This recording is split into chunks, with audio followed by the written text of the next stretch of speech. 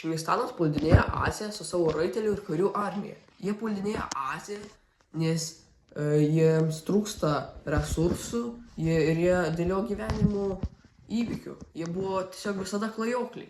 Ir dėl šilko kelio, nes ten daug pardavinėjo.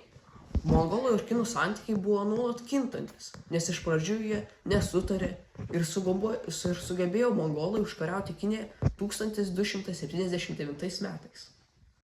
Ar žinote apie mongolų kariuomenę, kad mongolų kariuomenė žygiuoja per Europą ir jie jau užėmė Rusiją ir keliauja toliau į vakarus? Žinokit, nelabai. Jie labai pasirodo agresyviai, kiek girdėjau šneka apie tai kaimynai, bet aš labai dėmesį į tai nekreipiu, nes tikiuosi mano šalies kariuomenė pakankamai stipriai atlaikyti juos. Ką manote apie mongolų kariuomenės artėjimą? Ar jaučiate baimę dėl jų artėjimo? Žinokit, nelabai.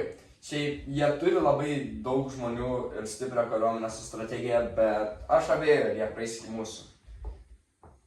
Ar turite planų, kaip apsisaugoti, jei mongolai pasiektų jūsų miestą? Šiaip planuoju bėgti, bet žinokit, abi iš jūs, kad jie pasieks trečdalį mūsų šalies, bet su tokia ataka greita, žinok, gali būti visko. Ar girdėjote istoriją apie tai, ką mongolai daro užkariautose miestuose? Nelabai, bet šiaip nelabai ir norėčiau nugirsti, nes žmonės atrodo labai traumuoti grįžę iš karo. Ar žinote, kur galėtumėte slėptis, jei mongolai pasiektų jūsų gyvenvietę? Žinokit, nelabai, bet žinau, kad mano šeimos medyje yra žmonių, kurie turi, tai aš tikiuosi, kad jie man padės, nes šiaip strategijos jokios neturim, kad jeigu pasiektų kažkaip. Kokie jausmai kyla, kai girdite apie mongolų kariuomenės pergalės kitose vietose? Šiaip baimė biškį kyla, bet aš vis nukeliu savo protą nuo to.